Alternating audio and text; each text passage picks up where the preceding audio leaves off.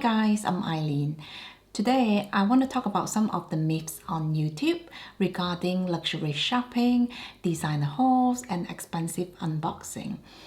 Many of you know I'm really into luxury minimalism now, so I don't do a lot of hauls or unboxing anyway. But I've come across several messages regarding certain shopping behaviors and the very consumerist mindset on social media, so I just wanted to address them. And just a little disclaimer, even though I've been running this channel for about 2.5 years, I'm usually quite quiet in this space. I don't make a lot of contacts with the other YouTubers, mainly because I'm quite busy with my day job. So the only time I have to manage this channel is usually after a long day of work and after my little boy goes to sleep. So anyway, seeing I mainly stay in my own bubble, this video is really based on my personal observations and opinions, so do take it with a pinch of salt. First of all, I've read some comments saying YouTubers tend to buy expensive items just so they could show them to their audience, but a lot of the times they actually end up returning a lot of these pieces. Now, being a luxury minimalist myself, I think if the item doesn't feel 100% right, or if there's any flaw or imperfection, then there's nothing wrong in returning the item. Especially given the current climate, I think most people feel more comfortable doing online shopping anyway.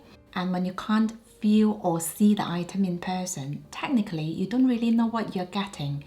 I'm not sure about you, but when I buy something online, the likelihood of me returning the item is usually higher compared to if I have bought the item in person. Having said that, I usually only place an order if I'm very serious about buying it. Even though I'm not super environmentally friendly, I am quite conscious about the fact that mindless online shopping, exchanging and returning do involve a lot of carbon footprint, which is not great for the planet.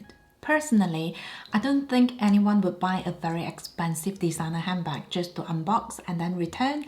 It just seems like a lot of work and it's definitely not something I would do. As much as I love the free return policy, I think returning something itself is just a hassle. However, in a strange way, I can understand why some people might feel the pressure to showcase new items. I mean, if a channel heavily focuses on unboxing and hauls, then you kind of have to keep up with the latest trends. So even when you don't need all these new pieces in your real life, you do need the material to create new content with. This is why I think luxury minimalism should reach more people, just so no one, including luxury bloggers, will feel the pressure to buy something just to unbox. In fact, even on this channel, where I mainly talk about intentional spending and having a curated luxury collection, I still get the occasional questions asking, why haven't you purchased anything in such a long time? And why are you always wearing the same outfits or carrying the same handbags? It really doesn't bother me because I see this channel as a platform where I can share my thoughts and be true to myself. However, for someone who is younger or quite new to this space, they might feel pressurized into buying something just to please their audience. Meanwhile, for the bigger channels, they might feel the need to keep buying just to maintain a certain profile for their channels. I know some people have done very detailed review about a product they were going to return and the reasons why. I know some viewers might not like this, but I kind of see both sides of the same coin. On one hand, I guess when we buy something, we all want the item to be brand new and fresh out from the box, because the idea of paying for a return item that's been tampered by someone else just doesn't feel good. On the other hand though, I see values in these kind of videos, especially when the product is newly released and there's not a lot of information about it yet. And having the item to physically show the audience gives a much more visual description than just having a picture on the side. In fact, I've seen several luxury brand sales associates who frequently showcase the latest items on their Instagram account, such as Chanel and Louis Vuitton. So I think with a lot of the items we buy, they are not exactly brand new or untouched anyway. For me personally, it doesn't take me that much time to decide if I want to keep an item or return it. I like to keep it quite simple. So basically, if I have any hesitation at all, I will just return it. And having a very type A personality, I just can't stand the parcel lying around in my house. I usually like to return it as soon as possible. For example, I've spoken about the Louis Vuitton Neo Noir several times on my channel, and I kid you not, from unboxing the bag to trying it on to deciding I didn't like it that much to arranging a return for the very next day took me no more than 20 minutes. But I would love to hear your thought on this. Do you think bloggers buy something with the intention to return them later? So another myth or comment I've heard is YouTubers get gifted luxury items to feature on their platforms. So basically they don't have to pay for these products, and because of that it might send a very confusing message to the viewers. For example, some people might get the impression that buying a designer handbag every other week is completely normal. Now, I think more and more luxury brands are moving towards influencer marketing anyway, such as Dior, Chanel, Tiffany & Co., Jimmy Choo, and more. If you follow the beautiful Crystal Lim, who has millions of subscribers, I believe she's been sponsored by some very big brands such as Dior and Tiffany & Co. In fact, Dior has been popping up everywhere on social media. I remember when the Dior saddlebags were relaunched in 2018, they were everywhere on Instagram. I'm not entirely sure about this, but I get the feeling that some of these bags were gifted to influencers for the purpose of marketing. Personally, I think for a blogger to do so well, they must have put in a lot of hard work and dedication, so they certainly deserve a lot of credit for it. However, these kind of sponsorships are not actually a norm, especially for the smaller channels. So I would think a lot of the Louis Vuitton, Dior and Chanel unboxings are not exactly free. Having said that, I've seen some amazing bloggers being sponsored by luxury shopping websites such as My Teresa, Louisa Viaroma and Matches Fashion. And the gifted items I've seen so far include brands like Prada, YSL, Burberry and even Gucci.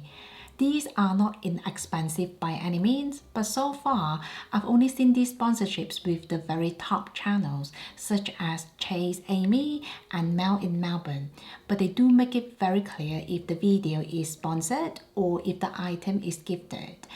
As a viewer, I see values in these kind of videos, especially if I'm interested in a new design or if I'm looking for a discount code.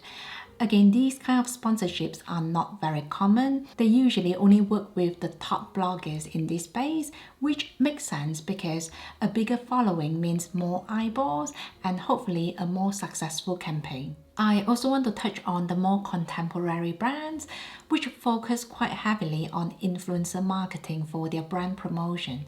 For example, you might have come across the brand Sans-Rive. I know a lot of influencers have featured their bags, especially their very iconic Mastro bags in different sizes. Personally, I've never seen these bags in person, but their leather does look very hard wearing.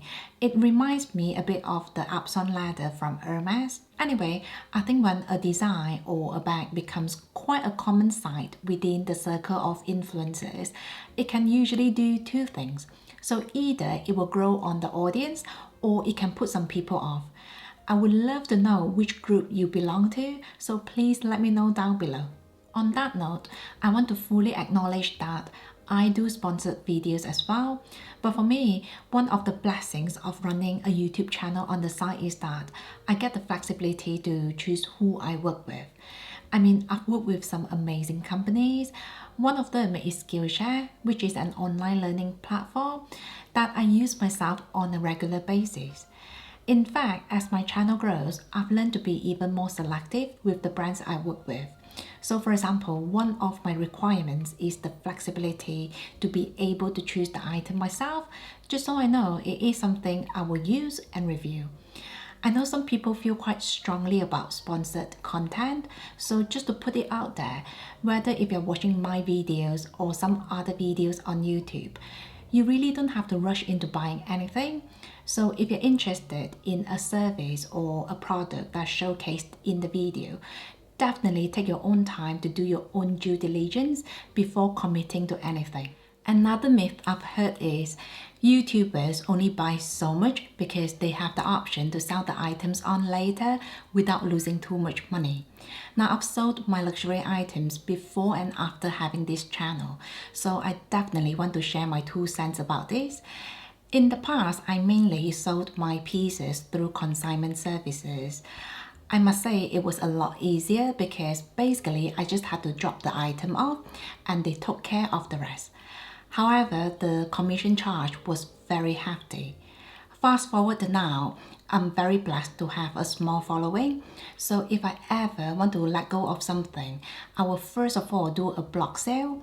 That way I can skip the middle person, which means I have more room for adjustment with the prices. And over the last few years, I've sold many items from my luxury collection, especially because I've embraced luxury minimalism.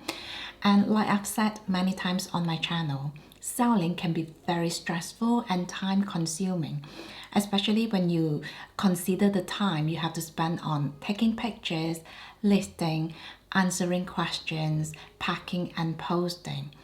Also, with most of the sales, I actually lost quite a bit of money. So honestly, I will never ever buy anything with the mindset that I can sell the item on later easily. If anything, I've cut down so much on my shopping. So in a way, I think it is true that bloggers have more leverage when it comes to selling. But I don't think it's sustainable in the long run, especially if they are relying on buying, showing, and then selling. So those are my thoughts about some of the myths on YouTube regarding luxury shopping. Again, these are just my personal observations, so I might be completely wrong about some of the points I've mentioned, so feel free to share your opinion. Before I end my video, I just want to say marketing is everywhere, whether it is on YouTube, social media, blogs, magazines, posters, and you name it. So it's really important to be mindful. At the end of the day, you are in the driving seat of your own spending, and only you can decide if something is worth buying or if an item will add value to your life. So that's it from me. Thank you so much for watching, and don't forget to share, like, and subscribe.